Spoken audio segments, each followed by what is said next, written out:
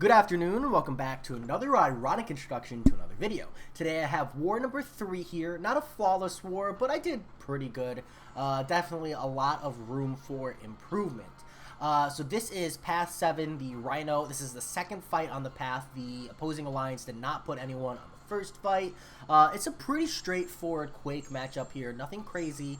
And the health pools are actually lower because we did lose the previous war, and with the compressed rating, we actually dropped a tier, which is just crazy, but hey, that's pretty normal after a soft ladder reset to see kind of like high volatility in rank placements, especially tierings, towards the ends.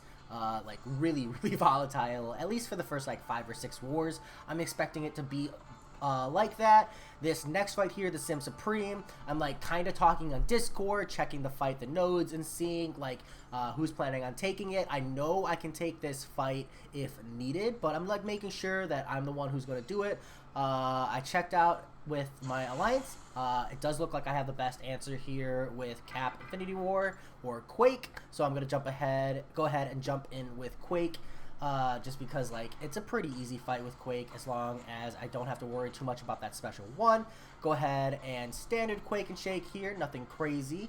The node actually working in my favor, balancing with willpower to give me a little bit of free healing, nothing crazy.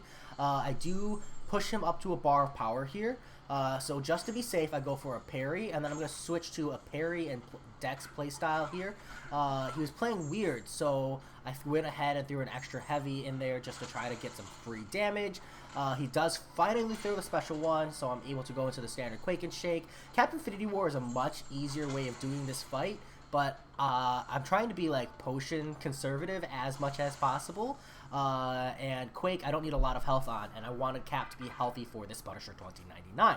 Now, this is a Spite Powerful Form of Far Punisher 2099, which means the power gain can be very frustrating if not juggled properly.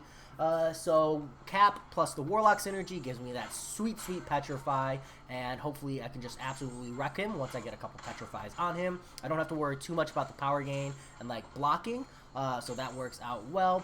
Standard parry heavy playstyle here, nothing crazy. At this point, I'm like trying to play a little bit slower. I want him to throw a special, so I'm doing more focus on the parrying, kind of backing off, waiting for him to be a little aggressive. He isn't.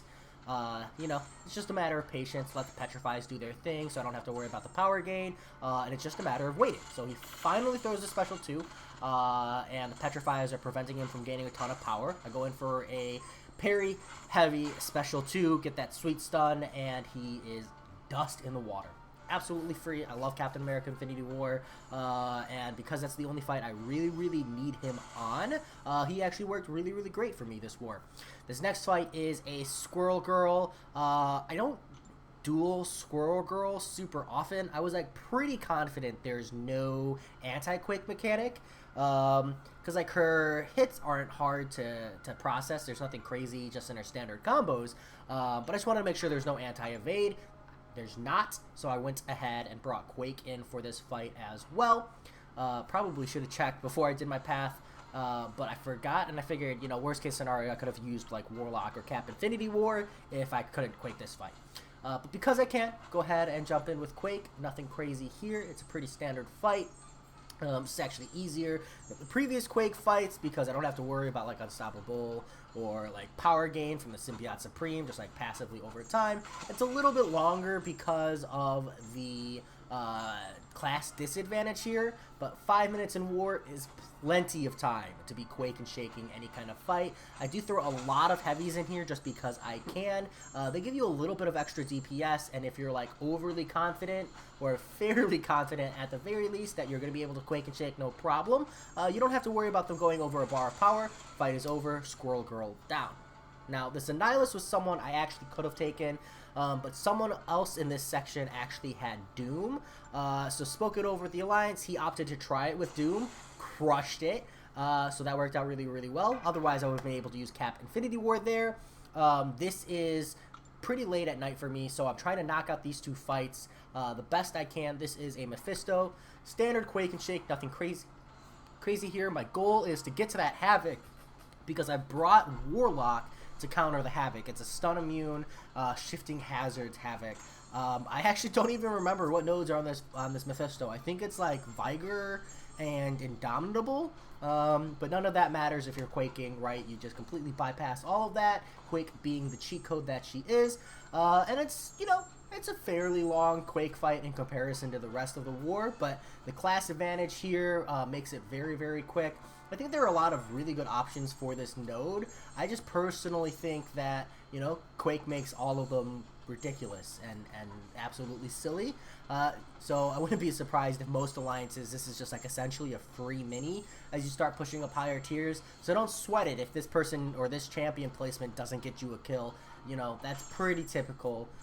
Whenever a fight can be quaked, it's probably a free mini for the opposing alliance. Move into the shifting immunities Havoc. Now, I actually wanted to quake this fight, but Warlock is such a good counter. There's really no reason for me not to go in with Warlock. But you're going to see here in a bit that didn't work out great for me. So the way you play this fight is it's stun immune. So it's a lot of repairing and or a lot of block damage. And then you have 12 seconds where you can't hit the Havoc. You can hit into his block, but you can't hit him. And 12 seconds where you can because of the poison. So he starts off in the incinerate phase where you can essentially only parry. So I've just got this like really bad luck where every time I parry, he threw heavy. He got so much distance on me because of that. I mistimed the heavy dodge here, which put me in a really bad spot during my damage window. But I'm finally able to get some damage in, some hits here during this poison phase. We're still doing okay. I'm at like 50% of my health. I'm going to punch into him and I accidentally trigger an incinerate. It's not the greatest. It's not like the world's largest amount of damage, so that's actually really nice to know. But it still sucks. Special one in the corner. I'm able to dex it, so I'm not punished. I opted not to punish it because of the incinerate phase. Switches into the poison phase. I throw my special 2, and I get like a handful of crits, but the damage output here was really, really low for what I was expecting. And the poison phase is gone. So now I'm back in the incinerate phase, sticking to the reparries. I'm a little low on health, so I am going for all the reparries I can. I'm afraid the block damage is going to burn me really up. And here you're going to see he hits me with the light. Dead. Instant death. And that's the war. It just be like that sometimes.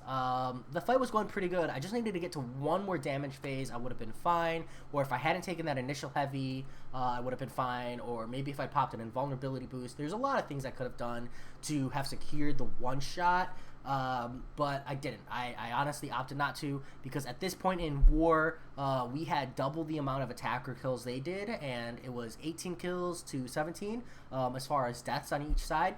So I was pretty confident I didn't need to get the one shot in order for us to win the war. Spoiler, we did win the war by like a lot. The enemy alliance got like 100 and something deaths. It's pretty crazy. You could tell at one point they literally just made the call to just push and not worry about death quantity.